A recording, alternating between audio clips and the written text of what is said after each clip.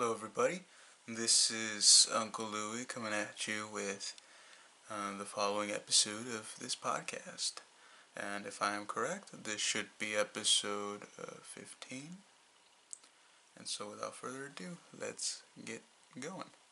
So, with this podcast, I'm going to delve into something a bit more different than things you've heard me talk about. I'm going to delve into the world of conspiracies and offer a conspiracy theory of my own. Um, throughout throughout many years, I guess for me as far back as maybe 13 or 14, there have been a ton of conspiracy theories uh, that I was introduced to, and of course there were plenty of them way before I even first started learning about them. It's just, you know, with conspiracy theories, there's always one more, and there's always, variations on a lot of the same ones. One of the, I believe one of the first ones, actually the first conspiracy theory that I ever came across was actually that the moon landing was a fake. Yeah, to me that was, I remember very clearly too. I think I was maybe like 12 or, no, I was 13, 14 actually, like 13. And I was on YouTube and I was coming across a lot of videos on ghosts because I was very much into the paranormal like I am now. Aliens, all that stuff, and I came across a conspiracy theory type of, I guess you could say, YouTuber who put up, just random videos about conspiracy theories. And not only that, but I would come across them not just on YouTube, but books, random books that I would see, or people that I'd come across.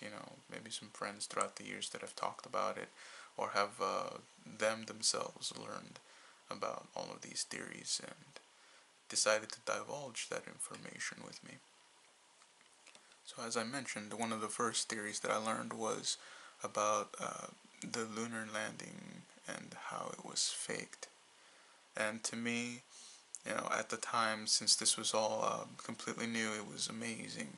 But in retrospect, kind of looking back on it with the perspective I have of now, it kind of seems a bit lackluster. It lags. I mean, you know, after years and years of hearing all the different kinds of conspiracy theories that there are in the world, you kind of become a bit numb to the more basic ones. You kind of really just, you either become numb to the most basic ones or to the most extreme. You kind of go for some middle ground. At least that's how I come through conspiracy theories. I kind of find some middle ground there where there's enough fact to support a theory, but there's enough craziness in there for it not to be in a way too boring. And by boring, I don't mean that just the truth is boring. I'm saying like something that makes it interesting, something that would make you believe, truly make you believe that it's, in the name of itself, a conspiracy. So, one of the ones that I really wanted to talk about and I wanted to delve into is actually the conspiracy theory about cryptids. A lot of cryptids in this world. A lot of cryptids that we don't know. And for all of you who don't know what the word cryptid means, cryptid is basically a mythical creature or a creature that science refuses to recognize. If you want kind of an idea of what a cryptid, kind of more information about cryptids, to look it up. I mean, we have the internet. We live in a time where all of this information is very available and very readily available. And you know, I will recommend one great show for all you to watch, even though I'm not endorsed or sponsored by anybody. But it's one of my personal favorite shows to watch. Every now and then. It's a show called Lost. tapes. Has 2 seasons, about like 13, 14 episodes each, depending. But yeah, I recommend you go watch it. It's basically about it's all fake, made up, but they go on the premise that they're looking for cryptids or mythical creatures, like the chupacabra, Sasquatch, ghosts, vampires, lizard people, all of that, and it does look believable, which kind of it kind of brought me to the cryptids area, where all of these, like, whether they're fake or not, I mean, they say that they're fake, or like, the fact that they were manually reproduced, the scenes and whatnot indicates that they're faked, but sometimes you can't help it. Sometimes it just looks a little bit too real. Like maybe for the sake of being, and you could call it a conspiracy of my own, for the sake of being um, true to what cryptids are, the show records what if, or I should say, here's the theory. What if in that show, um, Lost Tapes, what if those tapes are real, but since in our minds, or the viewers' minds, we know that it's just it's television, it's media, that they're obviously fake. That since we have that preconception inside of us, we decide not to give it the benefit of the doubt, and we just assume right away that it's not real, that it was manually or artificially reproduced. So there's no sense of any natural cryptids or any truth to it. But I don't know. That's just a small one. It's not a very it's not a strong theory. It's not a strong conspiracy theory, but it's out there. It's possible. It's out there for all of you to kind of interpret on your own. Watch the show. Don't watch it, but it does get interesting. It gets interesting when you think about all the different kinds of conspiracy theories that are out there. You know, Another one that, excuse me, I have a very, very dry throat right now. You know, got some water. Take a little swig of water. Thank you for waiting for me with that. And I am very sorry in advance to the listeners and viewers out there that don't like the sound of someone eating food, or someone the sound of someone swallowing water or any kind of liquid. I tend to have that problem sometimes, that I just don't want to hear people's bodily noises. So I do apologize, because I know it does set me off. Not all the time, but sometimes. So yeah, I should have just given you all a warning. Oh well, a little bit late now, but yeah. So another conspiracy theory that I'd really like to kind of talk about for a bit, is the theory on. This is going deeper into cryptids.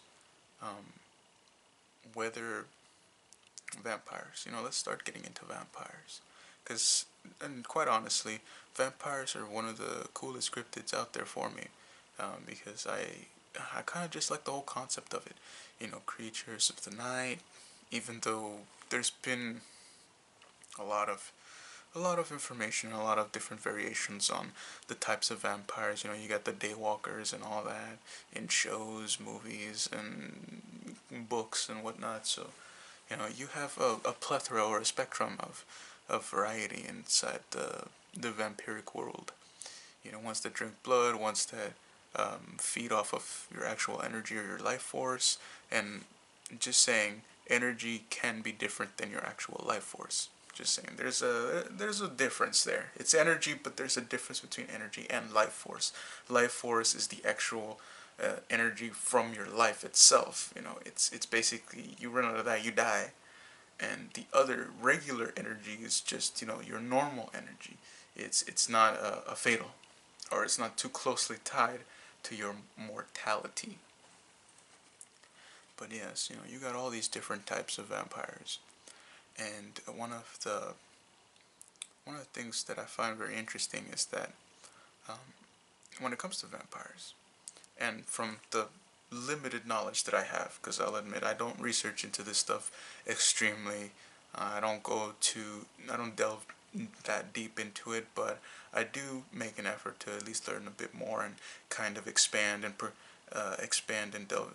go deeper into the information and kind of its credibility, and come up with possibilities of my own. But when it comes to the vampires, you know, just as a quick little insert here, just to prove a point, I have actually visited or have been to New Orleans, Louisiana, and while I'll say it's amazing, great place to go, real fun, very nice people. I like the fact that it's surrounded by magic itself. You got your voodoo, you got your, the ghost stuff, the vampires, and during my time there in Louisiana, during the night, I sadly did not get the chance to explore the I guess you could say vampiric hotspots, because apparently there's a particular park, like a little gated park, that's like, a little gated park that's somewhere in New Orleans. It's kind of near a church, I believe, or in front of a church. They don't actually close it. I don't think they close it. Maybe at night, but I don't think they ever close it because nobody sleeps there. They, I'm telling you, it's crazy. Nobody sleeps. But there's this little like park, or like, not really park because it's a very small confined area, but kind of like just a little spit of land, a little small spit of land, where it's basically like a park where has flowers, has like a little fountain in the center of it, and it's kind of in the middle of a plaza type of thing. But apparently the story, or what I've heard from an old teacher of mine that has actually been to Louisiana, New Orleans as well, but he actually managed to roam at night, is that in that particular hotspot, or that particular little garden area, that apparently at night there's a lot of vampires there. That they kind of gather around a specific area depending on the time of night and kind of the season, but it's there's these common hotspot areas. And what my instructor told me, well, many years ago, was that he he was walking around, and someone was behind him, so he's looked, and I believe they were asking for like change or something, or maybe I forgot, I can't remember exactly, but I believe that the person that got to my teacher, um, he told him something, nothing bad. It was just a regular thing, I know it wasn't bad, but he made some sort of comment or remark, or maybe asked a question, and my instructor turned for, I guess you could say, for like 1 or 2 seconds, and then when he looked back, the the man that was behind him, that asked him these questions, and that made a remark, or possibly asked him, commented on something, that man was gone very quickly. And my instructor said, he told me, I believe these were his exact words, I only turned for maybe what was like 2 to 3 seconds at most, and then I looked back at him, and then all of a sudden he just disappeared. He just ended, well, not disappeared, but he disappeared from that particular spot, and he ended up like many feet away within 3 seconds. And he didn't run, he didn't look out of breath. It's just like he just like teleported right there instantaneously, like as if it was nothing. So, and to him, he believes it was a vampire. I actually believe him as well. You kind of go off on trust when it comes to stories when you hear from others, and it's only credible, I believe, if you want to believe it's credible. The only person who can testify whether it's true or not is the person who had that experience themselves. But without any actual physical proof, you can't convince anybody else except through trust and credibility.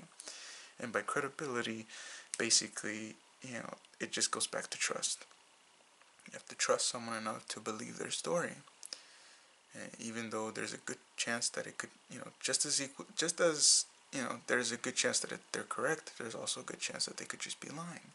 And that's one of the things that we have to sort out in the world of conspiracies and the world of stories, of mythical creatures, of amazing experiences and encounters, is that you never know when you're going to come across somebody who's just going to be straight up, being the town fool or the village idiot and just telling you a story and, lying to your face, basically, you know. So be careful out there, try to, if someone tells you something, you should have kind of an inner sense of whether or not there's some kind of truth to it or if it's just completely made up. But yeah, I was, as going back to the actual story, my instructor told me that, I was surprised. I was thinking, wow, that's really cool. That's amazing. I was kind of astonished by it and thinking, man, if I ever go to New Orleans, I hope I can see a vampire. And maybe like a couple years after that, or maybe it was the year before he even told me. But I did end up going to New Orleans. I just didn't go to that specific place, even though I did go through it, but it was during the day, so nothing really happened. There were too many other tourists and whatnot. It was during the summer, so it was particularly busy. It was very crowded in New Orleans at that point, but it was beautiful, lovely place. I'd definitely love to go back again. Check out more of the things that I couldn't or that I didn't. But yeah, even though I didn't get to experience all that, I did get to see a lot of the magic around in the area. You get to see, I got to go to Mary Laveau's voodoo shop, which was incredibly cool. Me myself being real big on the occult and the supernatural and whatnot, and just all of that stuff immensely interests me immensely. I become like a little kid in a candy store when I go to to the occult shops and whatnot. Just looking around, seeing what I might find, because you never know. A lot of these things, people think of them as bad, and I'm not saying that every single one of them is good or is bad. It's just come up with your own conclusion on that one. Base it off your experience. But through my experience, I mean, I love these kind of places. They're a lot of fun, and I don't think it's right to judge without having some sort of foundation or grounds for it. Just saying. Just saying as a little bit of a PSA, public service announcement for other people out there that don't agree with what others do. You kind of don't be so judgmental. I'm not saying if something that things can't be wrong or bad. I'm just saying don't judge too harshly. You know, give other people their space. Let them figure it out. That's the part of being, of growing up, of aging, of kind of the maturation process. We have to learn things ourselves. I mean, we can be told the same thing a million times, but we're not going to learn it if we don't go through it ourselves and come to our own conclusions. Up until that point, we're not going to be satisfied. But anyways, so the vampires, it's always, the vampire is always a cryptid that has interested me highly. Especially with one particular detail that I pick out of the story is the characteristic of immortality. Because one of the things that vampires are known for is being immortal or eternal, unless stricken with some sort of object. There's much room for debate what particular object can kill a vampire or dispose of it, but if nothing happens to the vampire, if some lethal object doesn't kill it, then it's basically immortal. And from what I've understand and what I've looked into is that the when there's kind of two possibilities to that immortality. Actually, there's kind of two branches, and it depends. On one hand, you have the immortality that's like immortality, but not actual immortality. It's more like an extremely grand or an extended lifetime. which is basically, like incredibly slow aging process. So you still age, but because you age so slowly, you could age the equivalent of our regular mortal years. Like maybe their 5 or 10,000 years equals to like one of our mortal years. We don't know. So that's why, like, there's that near immortality, and then there's the actual immortality where, as long as there's either some substance or something to sustain you, or maybe through the blood or through some kind of charms, a ritual, or maybe it's human flesh. I don't know. There's something that actually makes you completely immortal. So while you can't, as long as you're not introduced to something that could potentially kill you or actually kill you, you keep the whole immortality, like a solid immortality, not like basically your time will stop. Like you will not age at all. And with this hand, the actual immortality hand, I believe that the second you're like, if you're born an immortal vampire, then your aging's a bit different. So I don't understand how that one goes. But I believe if you're introduced to it by an actual vampire, or someone who has been bitten by a vampire, then when you're human or mortal, and then you get introduced to that kind of immortality, whatever age you're introduced to, that's where your clock stops. So if you're like 25 or 26 or even 24, and you get bit by a vampire, and you gain that kind of ability of true immortality, this hand, true immortality, then that's where your time stops. So you don't age anymore. Now, if it's in the other hand, and you're bitten at age 24, you'll keep that age 24 for many, many years, probably hundreds of years. You will die eventually, but you're gonna have a long way to go. So that's vampires. And I knew I was gonna talk about conspiracy theories, so I'm kind of getting on topic because I like cryptids a lot. So we're making this conspiracy theory slash cryptid talk. And this is, I want to make this more than just this episode, because there's so many different conspiracy theories, and likewise as many different kind of cryptids that I could talk about. So maybe think of this as one. There might be more cryptid slash conspiracy theories videos, but for now let's just enjoy this one. So going into vampires, we've gone into the conspiracy theory of the moon landing, and kind of what makes it credible in a sense. Not what makes the lunar landing credible, but kind of my first conspiracy theory that I came across. But the one thing that I really wanted to talk about is something that I believe could really set and expand. Just some food for thought for the viewer and the listener, for you loyal Luians out there. I have a particular conspiracy theory that I'm more than sure is nothing unique, but it's something that I felt like it'd be nice to share and actually get some feedback on. So if when I tell you about it, I want you to tell me what you think. Do you think it's true? Do you think it's not? Kind of just give me your 2 cents. Give me your 2 cents. I'd like to ask you for your 2 cents. But here's my conspiracy theory.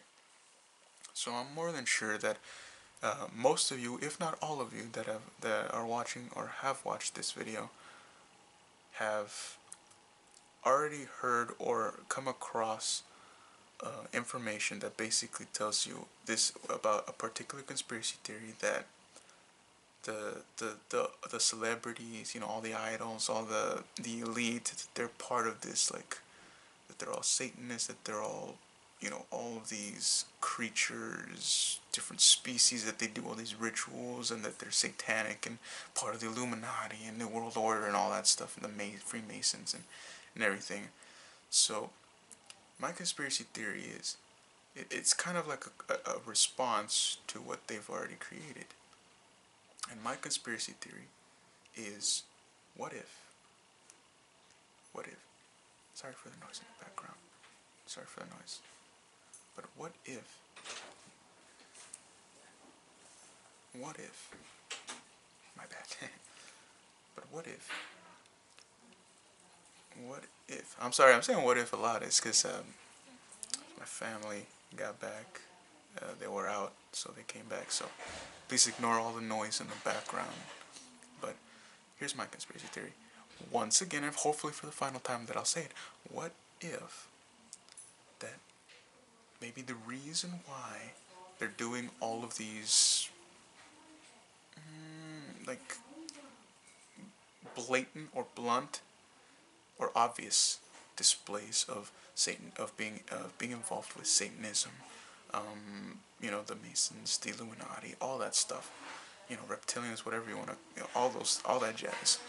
What if the reason why they're doing all that so bluntly is not to mock anybody? Because there's that part of that theory where to they use it to mock God. That's that's kind of how others have explained it. But what if they're not doing it bluntly or obviously to mock anybody? What if, again, they're doing it because the elites, and this is not something new, it's something that's happened for hundreds and hundreds, hundreds of years. But what if all of those actions, all of the Illuminati actions, all of the Freemason actions, all of the things that people claim that they've done or that they have footage of, this and that, and this and that, what if they're all part of the greatest hoax in history? Let me tell you again, what if they're all part of the greatest hoax in history? Meaning, they're not Satanists. There's no such thing as Illuminati. There's no such thing as Freemasonry. No such thing as that New World Order kind of stuff. What if they're all just putting a front to sell you a product? Attention. That's all it is, attention. What if that's the point of it all? What if, with controversy comes attention and publicity. And you've heard that saying of, that any kind of publicity is good publicity. Well, what if that's where that phrase came from? They give you clues, they put everything out there so that you can figure it out. But because it's so obvious, people can't accept the fact that it's so obvious. So in turn, they get away with it. They get away with it. And you're left there thinking they must be part of the Illuminati, but they don't want. But we, every now and then, all the time, every day, every single day, every single hour of every single day, you see all these videos of other YouTubers talking about the Illuminati, the Illuminati, the Illuminati, the Freemasons, the Satanists. This particular music artist is a Satanist. Blah blah blah blah blah. All these rituals and all these videos and all this proof. But what if you know, what if it's all just a hoax? I'm just saying this as a possibility. This conspiracy theory that I'm presenting to you, is just a possibility. But what if it's all just a hoax? The greatest hoax of all time, the greatest hoax of history, a hoax that has lasted for hundreds and hundreds and hundreds of years. And think about it, if the elite were to do this, or the wealthy, whether they be celebrities or whether they be business people, business folk, they have the money to fake anything. And if they all come together, and if they're all part of it in this one big group, then if anything, they're just trying to sell products. They're trying to sell you material, in a sense. Like, when a particular person's movie or music video comes out, why do you think they put in the same kind of symbolism? Like, yes, it could be to possibly mock God. But if we're going by my version of that theory, of my conspiracy theory, they're not doing it for that. They're doing it so that you think that they're making fun, that they're mocking, so that it creates controversy, so that they get attention, which equals to publicity, which equals to more people going to watch it, the movie. Maybe not for the reason to enjoy the movie, but maybe but in the end, it's all the same. They go, they pay, they sell. They sell it. It's all just I don't like to use this word, but I think it's the word that best describes it. It's capitalism and advertising at its finest. Capitalism and advertisement at its finest. So, with that said, I'm going to leave you right now and comment below, you know, on what you thought about it. Give me your input, your thoughts, and don't forget to like and subscribe. And I'll catch you on the next one. And I will tell you, if I do make another one, I will expand on this and explain it more in a more quiet type of atmosphere. So I hope you all enjoyed. Please have a good one. And this is Uncle Louie. See you in the next one.